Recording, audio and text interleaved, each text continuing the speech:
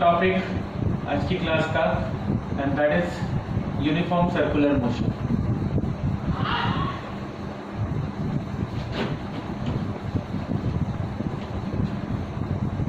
तो अपने नए टॉपिक की तरफ, प्लेन का ही टॉपिक है, मोशन इन प्लेन का ही अगला टॉपिक है हमारा, that is uniform circular motion. Uniform circular motion को कंटिन्यू कर रहे हैं हम लोग अपने आज के हिसाब से इसका लेक्चर नंबर 1 हो जाएगा।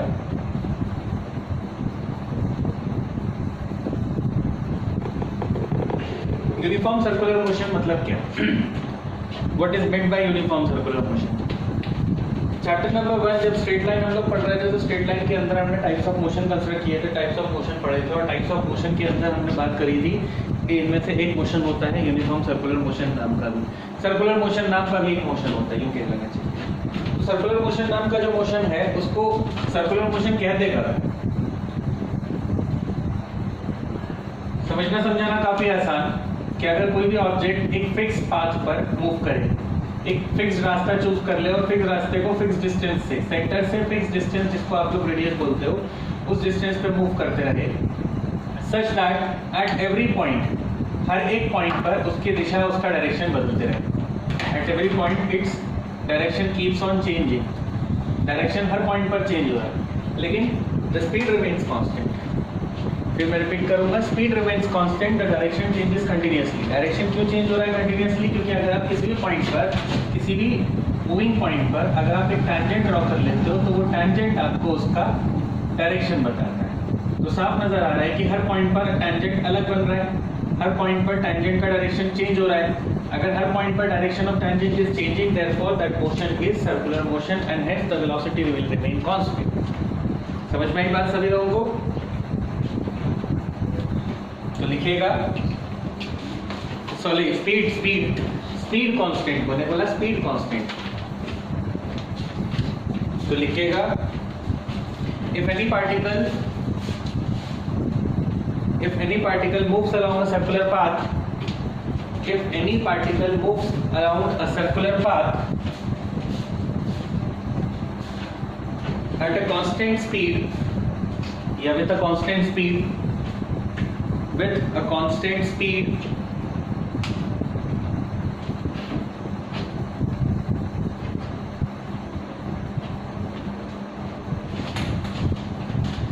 at a fixed distance from the center, at a fixed distance from the center, then its motion is considered as uniform circular motion.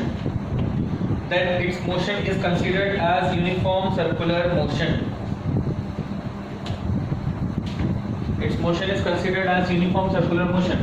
उसके मोशन को यूनिफॉर्म सर्कुलर मोशन कहा जाता है, या उस तरह के मोशन को हम यूनिफॉर्म सर्कुलर मोशन बोलते हैं। आई बात समझ में?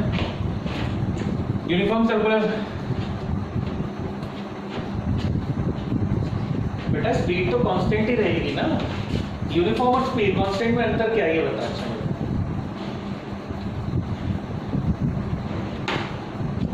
बताओ यश।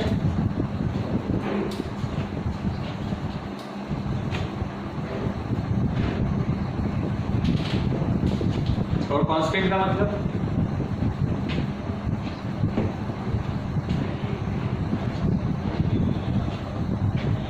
यूनिफॉर्म में भी तो वही कहा तुमने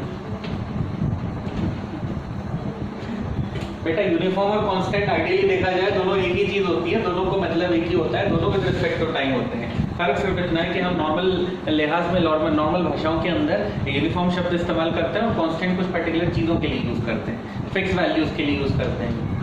तो वो मिसकंसेप्शन है, तो इसलिए इतना कंफ्यूज मत हो। उसमें हमने क्लियरली मेंशन किया हुआ है कि while moving in uniform circular motion दो चीजें हमने कही, एक रेडियस फिक्स होना चाहिए, दूसरा स्पीड कांस्टेंट रहेगी। ठीक है, तुम यूनिफॉर्म कहते हो, चलो यूनिफॉर्म भी मान लिया। Constant is the better word for this particular section अभी हाल फिलहाल के लिए। ठीक है, तो मैं बात कर रहा था एग्जांपल्स की एक्चुअली। तो ये एग्जांपल्स के कौन कौन सा एग्जांपल हो सकता है यूनिफॉर्म सर्कुलर मोशन का? एग्जांपल क्या क्या हो सकता है? कोई मेरे को एग्जांपल का बताए।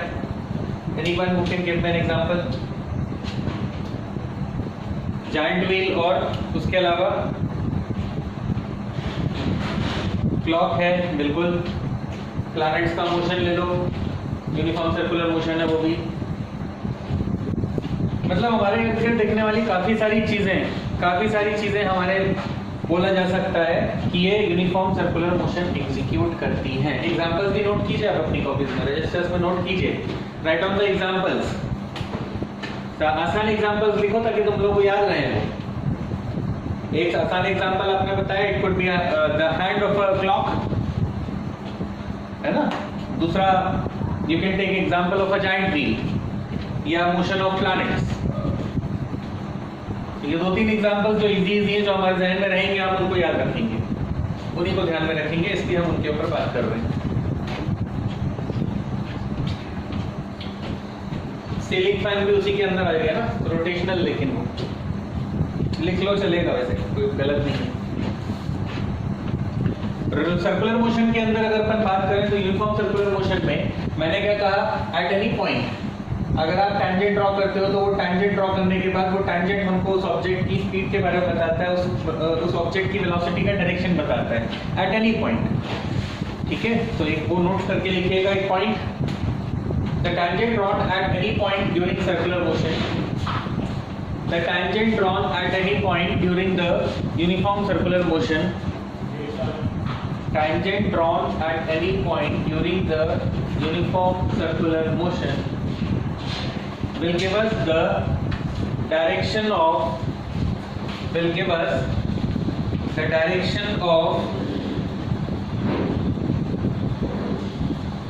direction of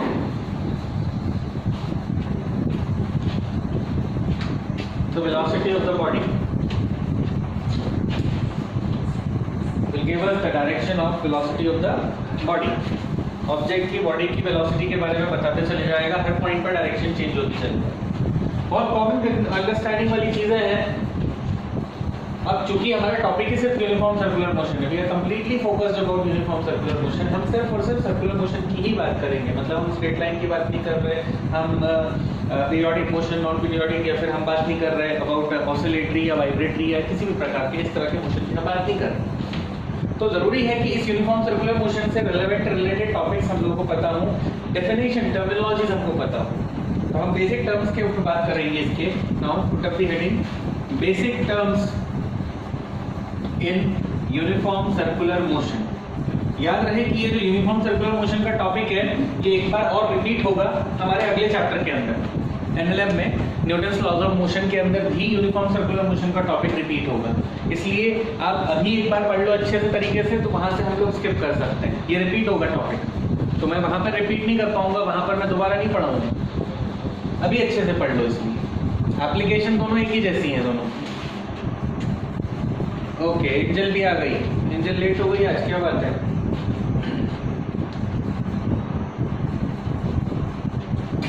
So in order to understand, in order to have a better understanding of the terminologies, तो सबसे पहले अपन लोग बेसिक जो टर्म्स यूज हो रहे हैं यहाँ पर, उसमें सबसे पहला टर्म पढ़ते हैं अबाउट, देखिएगा, एंगुलर डिस्प्लेसमेंट।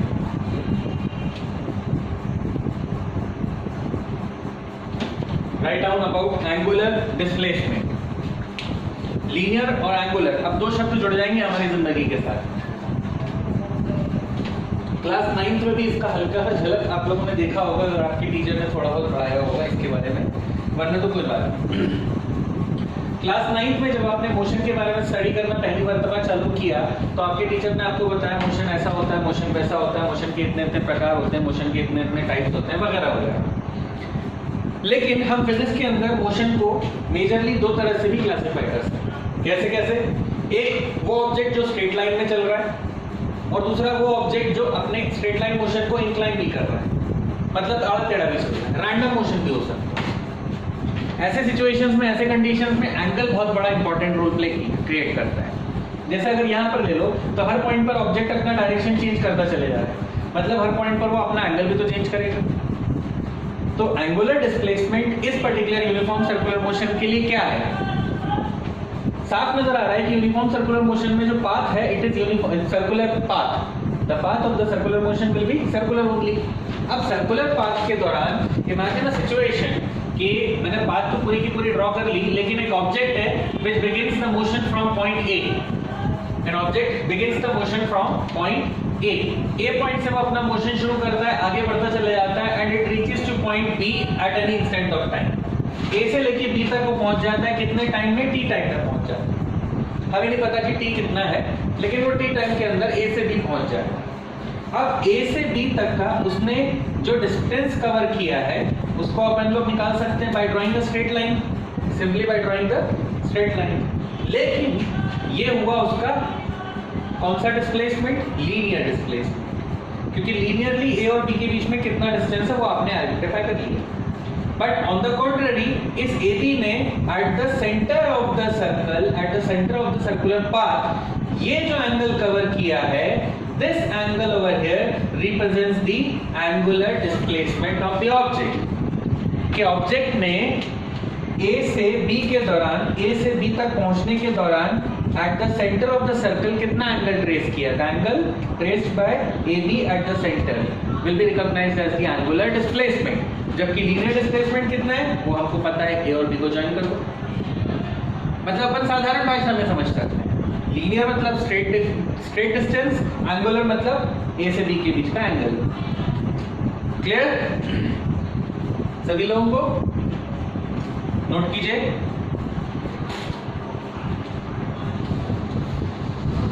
सभी लोग थम्स अप कर दिया कीजिए। अगर मैं पूछता हूँ आपसे कि समझ में आया कि नहीं तो जस्ट आप लोग थम्स अप कर दिया कीजिए, मुझे पता चल जाएगा। हाँ जी, कोई कुछ पूछ रहा है?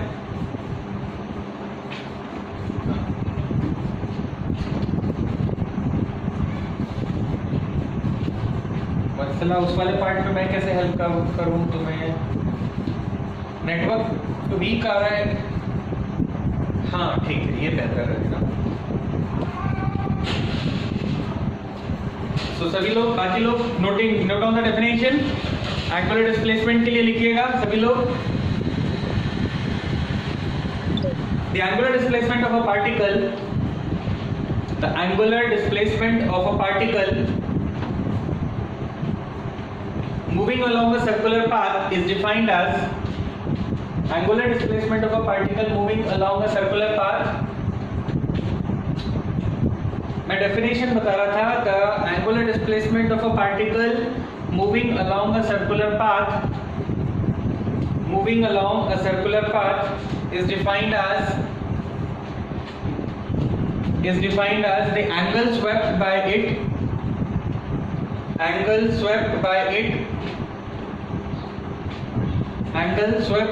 या covered by its radius, angle covered by its radius या swept by its radius,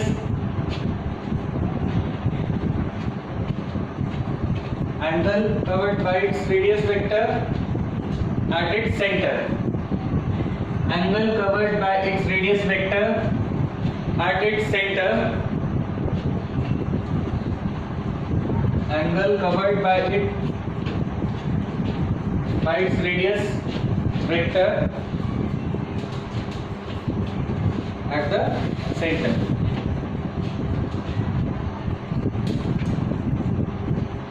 भाई म्यूट करके रखिए सभी लोग अपना अपना ऑडियो।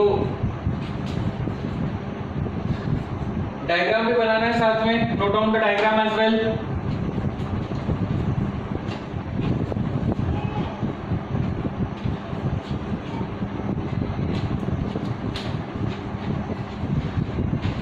अब इस पर्टिकुलर सिचुएशन में जैसा हम देख सकते हैं थीटा इज द एंगल या एंगुलर डिस्प्लेसमेंट यहाँ पर इस पर्टिकुलर मेरे डायग्राम के अंदर। तो अगर मैं कहूँ कि A से B के बीच में उसने कुछ डिस्टेंस कवर किया है, let me call that distance as S। और जैसा कि नजर आ रहा है A से B बीच में कवर करने के लिए टाइम कितना लगा? T, radius is R। तो एंगुलर डिस्प्लेसमेंट को अपन मैथमेटिकल टर्मिनोलॉजी के अंदर देखें तो थीटा इज इक्वल टू क्या होता है? How will define angle is equals to L upon R, जिसको आप बोल देते हो length of arc upon radius of circle. It means this will apply, यहाँ पर थीटा मेरे लिए क्या है? Angular displacement. तो मेरे लिए theta angular displacement will become S upon R, हाँ या ना? जिसमें से S मेरे लिए लीनियर डिस्प्लेसमेंट है या डिस्टेंस ट्रैवल्ड है A से B के बीच में, and R is the radius of the circle. बोलिए भाई, is this okay to all of you? ठीक है। अब इस इक्वेशन के अंदर अब थोड़ा मैथमेटिकल इंटरप्रिटेशन है, यहाँ पर थोड़ा दिमाग लगाना ज्यादा जरूरी पड़ेगा आप लोगों का। भाई साहब ए से बी के बीच में अभी जो मैंने डिस्प्लेसमेंट करवाया, this displacement is pretty small, बहुत छोटा डिस्प्लेसमेंट है। मैंने डायग्रामेटिक तो बहुत बड़ा बना दिया, लेकिन आइडियली इसका डिस्प्लेसमेंट बहुत छोटा होता है। अगर छोटा डिस्प्लेसमेंट होगा तो एंगल भी बहुत छोटा कवर करेगा।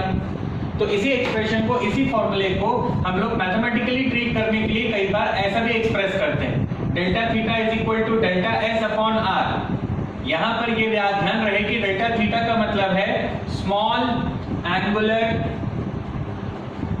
डिस्प्लेसमेंट और डेल्टा एस का मतलब है स्मॉल लीनियर डिस्प्लेसमेंट। इसको स्मॉल लीनियर डिस्प्लेसमेंट भी लिख सकते हो, स्मॉल लीनियर डिस्टेंस भी लिख सकते हो, डजंट रियली मैटर। तो चाहे आप फॉर्मूला ये लिखो, चाहे आप फॉर्मूला ये लिखो, दोनों फॉर्मूले एक्सेप्टेबल है, काम के हैं। लेकिन ये वाला जो नीचे डब्बे में फॉर्मूला मैंने ब्लैक कलर में डाला है, ये फॉर्मूला ज्यादा इस्तेमाल हो सकता है क्योंकि इसका मैथमेटिकल ट्रीटमेंट भी करेंगे अपन लोग। So note it down please. हाँ Kaushiki,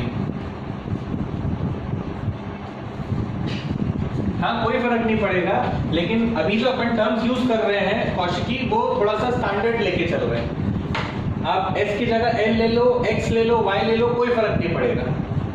that really create no differences. ठीक है, आपकी इच्छा जो मर्जी वो कर सकते हो। मुझे क्लास के अंदर से कोई बताएगा कि ये जो एंगुलर डिस्प्लेसमेंट अभी अभी अपन ने पढ़ा, इसका डायमेंशन क्या होगा या इसका डायमेंशनल फॉर्मूला क्या होगा?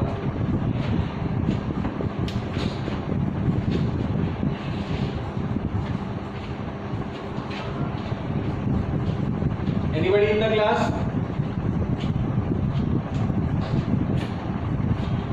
कोई भी नहीं? हाँ अर्शिता करो।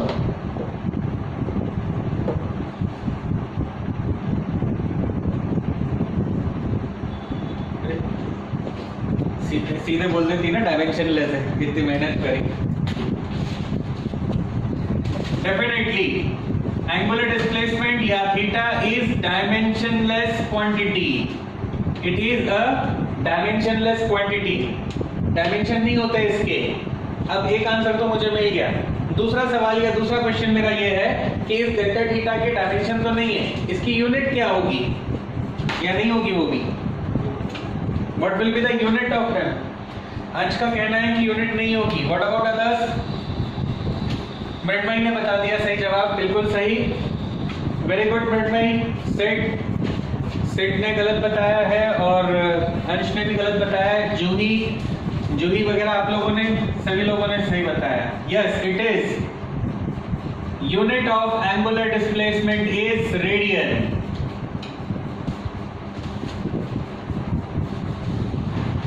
हालांकि ये बताने की जरूरत नहीं पड़नी चाहिए थी। आप लोगों ने जब पहली मर्तबा यूनिट एंड डायमेंशन चैप्टर पढ़ा था तो वहीं पे बता दिया गया था, दो सप्लीमेंट्री क्वांटिटीज होती थी, रेडियन एंड स्केयर रेडियन।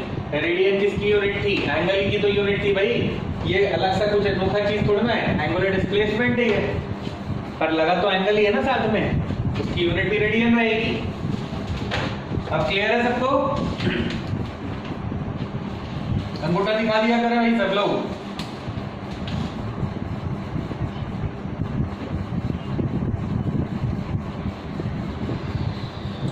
कहां से एंजल, कहां से?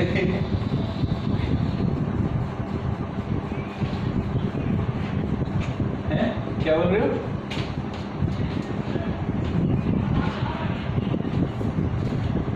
जल्दी तो theta equals to S upon R लेकर थीटा यहां पर एस की वैल्यू जो लिखी है यहां पे एंगुलर डिस्प्लेसमेंट है, और अगर ये छोटा हो जाएगा तो फिर theta equals to delta S upon S.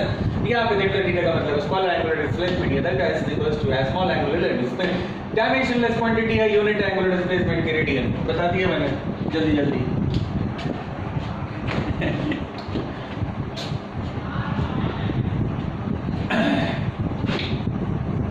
जैसे अपन ने मैथमेटिक्स में 9th 10th स्टैंडर्ड में मैथमेटिक्स का फॉर्मूला था angle is equal to length of arc upon radius of circle, वैसे ही ये जो एंगल है ये एंगल अपन ने कैलकुलेट किया। हमारे लिए लेंथ ऑफ आर्क थी s, जिसको अपन ने डिस्टेंस या डिस्प्लेसमेंट बोल दिया, और रेडियस कितना है वो r, तो इसके लिए s अपॉन r लिखा।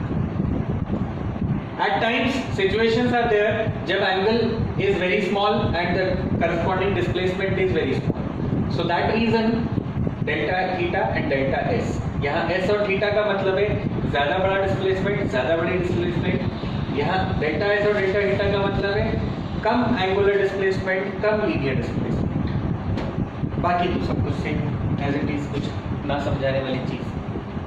अब ठीक है, वत्सला तुम्हें आके समझ में अब या नेटवर्क वाला प्रॉब्लम खत्म हुआ? ओके, थोड़ा नेटवर्क वाले से बात कर यार, ठीक से ठीक ठाक नेटवर्क दिया करे, पैसे काट ले नहीं तो उसके.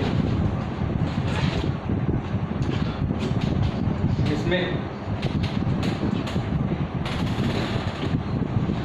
कोई बात नहीं, इसको अपन लोग आगे बढ़ते हैं. फिर अपन लोग टर्म नंबर 2, सेकेंड टर्म की अपन लोग बात करते हैं. पहला एंगुलर डिस्प्लेसमेंट पढ़ा अपन ने, सेकेंड एंगुलर डिस्प्लेसमेंट के बाद हम लोग बात करते हैं एंगुलर वेलोसिटी.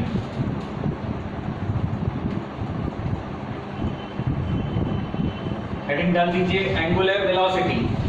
इस तरह से दोस्तों अपन ने डिस्टेंस की बात करी कि डिस्टेंस या डिस्प्लेसमेंट दो तरह के होते हैं, एक लीनियर डिस्प्लेसमेंट, एक एंगुलर डिस्प्लेसमेंट. एक लीनियर डिस्टेंस या एक दूसरा एंगुलर डिस्टेंस. वैसे ही वेलोसिटी भी ऑब्जेक्ट की दो तरह में डिवाइडेड है, दो पार्ट्स में डिवाइडेड है. लीनियर वेलोसिटी जो सीधे मतलब निकलेगा, लीनियर वेलोसिटी मतलब object travelling in a straight line will have a linear velocity. लेकिन object travelling in a circular path will have an angular velocity. Object के पास कौन सी वेलोसिटी हो जाएगी उसकी? Angular velocity. एंगुलर मतलब ऑब्जेक्ट एंगल पर चल रहा है. अब एंगल से मतलब हमारा ये भी हो सकता है कि वो सर्कुलर पाथ में चल रहा हो या किसी कर्व्ड पाथ में चल रहा हो. ठीक है, तो उस सिचुएशन में एंगुलर वेलोसिटी को मैं पहले से कंपेयर कर लेता हूँ लीनियर वेलोसिटी के साथ. अगर आप याद कर सकते हो तो लीनियर वेलोसिटी का क्या डेफिनेशन था, क्या फॉर्मूला था? Linear displacement upon time. यहाँ s का मतलब है लीनियर डिस्प्लेसमेंट अपॉन टाइम. ठीक उसी तरह से अगर मैं एंगुलर डिस्प्लेसमेंट, एंगुलर वेलोसिटी की बात करता हूं दोस्तों, तो एंगुलर वेलोसिटी में यहाँ लीनियर डिस्प्लेसमेंट और यहाँ बन जाएगा एंगुलर डिस्प्लेसमेंट. बाकी टाइम तो एंगुलर नहीं हो सकता, टाइम तो टाइम में रहेगा ना. टाइम में थोड़ा ना एंगल चेंज हो जाता है. Time will remain as time.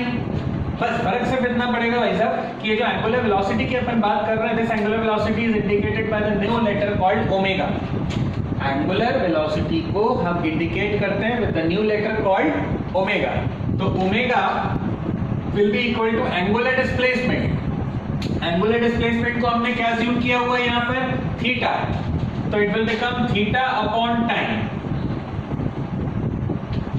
Omega will become theta upon time. बताइए क्या ये चीज क्लियर है सभी लोगों को? बहुत कॉम्प्लिकेटेड नहीं करना चाह रहे अपन, जनरल लैंग्वेज पे बात करना चाह रहे हैं अपन. लीनियर वेलोसिटी मतलब लीनियर डिस्प्लेसमेंट अपॉन टाइम, तो उसी तरह से एंगुलर वेलोसिटी का मतलब एंगुलर डिस्प्लेसमेंट अपॉन टाइम. चीजों को सिंपल रखें तो आसानी से याद हो जाएंगी. लिखिएगा सभी लोग. The angular velocity of a body, the angular velocity of a body in circular motion is defined as the angular displacement covered by it per unit time. It is defined as the angular displacement covered by it per unit time. Angular velocity, angular displacement बोला हमने, angular displacement covered by body per unit time. Angular displacement of a body, मैंने कहा the angular velocity of a body in circular motion is defined as the angular displacement covered by it per unit time. Rate of change of angular displacement भी लिख सकते हो आप, angular displacement upon time भी लिख सकते हो. जो मर्जी को डेफिनेशन लिखो, जो आप याद कर सको वैसी डेफिनेशन. हरी बात समझ में सबको? जरूरी नहीं है कि जो मैं बता रहा हूँ कोई वर्ड टू वर्ड लिखो. आपको जो समझ में आ रही है उसको वो लिख लो वहां पर. वर्ड टू वर्ड जाने की जरूरत नहीं है. आपको लग रहा है कि सिर्फ एंगुलर डिस्प्लेसमेंट अपॉन टाइम लिखना चाहिए तो आप एंगुलर डिस्प्लेसमेंट अपॉन टाइम लिख दो. हाँ, स्कूल के टीचर के लिए याद रखना बस, उनके हिसाब से डेफिनेशन, नहीं तो फिर बाद में बोलने लोगों कि सर वो मास्टर ने तो कुछ और लिखवाई थी, हमारी मास्टर की मान नहीं रही। दिक्कत हो जाएगा भाई, लड़ाई झगड़ा नहीं करवाना हमारे बीच में। Angular displacement per unit time. अच्छा, इसकी यूनिट बताओ फटाफट अब कोई जल्दी से। रेडियन पर सेकेंड, वेरी गुड। अंश बेटा जल्दीबाजी में अपन हमेशा कचरा करते हैं, खुला करो पहले क्वेश्चन पूरा। मैंने यूनिट पूछी, तुम डायमेंशन बता रहे हो मुझे।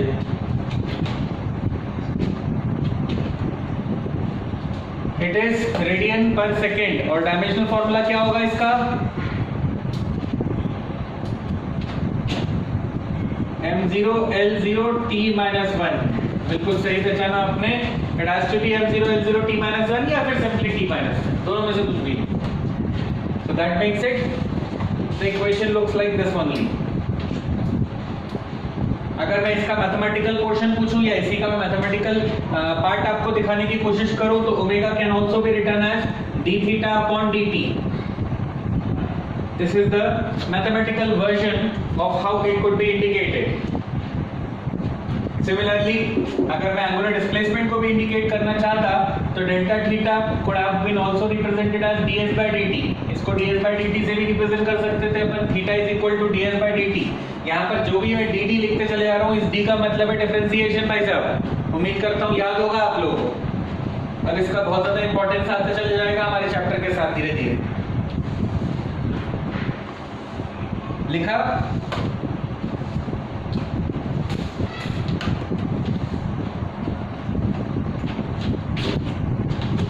नेक्स्ट टर्मिनोलॉजी के अंदर अगला टर्म आ जाएगा आपका टाइम पीरियड।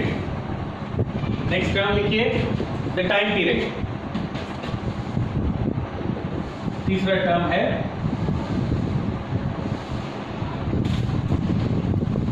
Time period. मुझे लगता है टाइम पीरियड बताने की या समझाने की मुझे जरूरत नहीं है, आप ही बता सकते हैं मुझे। What is time period? क्या मतलब होता है टाइम पीरियड का? एनीबॉडी?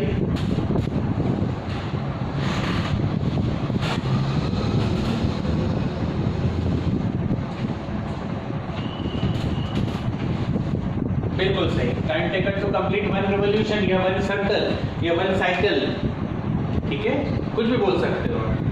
लिख लीजिए सभी लोग, the time taken to complete one cycle is known as time period. बेटा म्यूट कर लो जिसका भी ओपन है mic. The time taken to complete one revolution या one oscillation या one cycle is known as time period। और time period हमेशा अपन सेकेंड्स में मेजर करते हैं, ज़्यादा इसमें डिटेल में जाने का मतलब नहीं है। टाइम पीरियड से लगा हुआ दूसरा टर्म निकल के आता है जिसको आप बोलते हो फ्रीक्वेंसी, है ना। फ्रीक्वेंसी को मैं यूजुअली f से इंडिकेट करता हूँ, वैसे स्टैंडर्ड इसका होता ही है, न्यू बनाया जाता है। इस तरह से सिंबल बनाया जाता है न्यू का, this is called new, NEW, new. पर मुझे ये काफ़ी कंफ्यूजिंग लगता है क्योंकि ये वेलोसिटी जैसा दिखने लगता है धीरे धीरे, तो बेहतर है कि मैं ये ना बना के मैं आपके लिए हमेशा ये बनाता हूँ। फ्रीक्वेंसी के लिए मैं हमेशा f इस्तेमाल करता हूँ, मैंने अपना बता दिया, आपकी इच्छा आप जो करना चाहो। What is frequency? Reciprocal of time period. Frequency is the reciprocal of time period या time take number of oscillations per second या number of cycles completed in 1 second। एक सेकंड में कितनी साइकिल कंप्लीट होती हैं, एक सेकंड में हम कितने रिवॉल्यूशंस कंप्लीट कर सकते हैं, वो बताता है हमको उसकी फ्रीक्वेंसी। जिसके हिसाब से अगर फ्रीक्वेंसी मतलब 1 टाइम पीरियड है तो टाइम को तो हम सेकंड्स में मेजर कर रहे थे, तो 1 सेकंड हो गया, मतलब फ्रीक्वेंसी की यूनिट हो गई second inverse which is measured in hertz. I hope everyone must be remembering that, and इसी के कंटेक्स्ट में उसका यूनिट, उसका डायमेंशन फॉर्मूला हो जाएगा t-1, ठीक है। Do I need to specify the definition? बोलूं पूरी डेफिनेशन या चलेगा?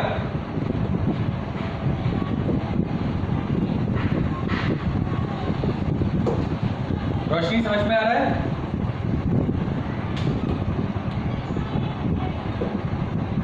घर पे जूही,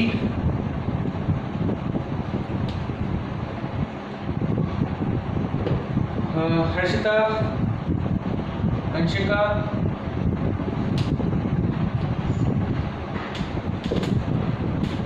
यश भाई हो गए क्या तुम?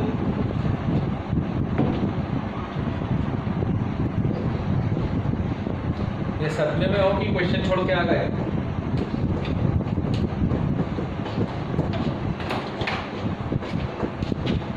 नोट किया सभी लोगों ने यहाँ तक?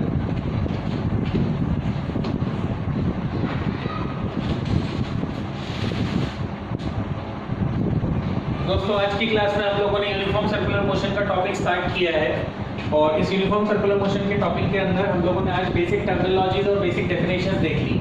नेक्स्ट क्लास में मतलब कल की क्लास के अंदर हम लोग इसके आगे प्रोसीड करेंगे बाय डिराइविंग द रिलेशनशिप्स। अब हम रिलेशनशिप्स को डिराइव करेंगे कि लीनियर वेलोसिटी का एंगुलर वेलोसिटी के साथ, या अभी अपन का एक टर्म और रह गया एंगुलर एक्सेलरेशन का लीनियर एक्सेलरेशन के साथ, इन सब के साथ क्या तिकड़मबाजी है, क्या रिलेशनशिप्स हैं आपस में एक दूसरे के।